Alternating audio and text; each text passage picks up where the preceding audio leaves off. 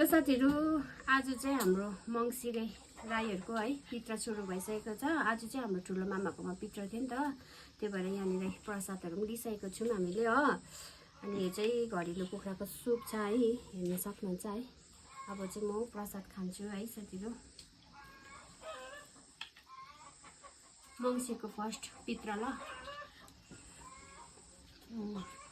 मिठो भयो त। यो चाहिँ सुप चाहिँ मेरो देउरानीले बनाएको हो। दामी भएछ सुप चाहिँ।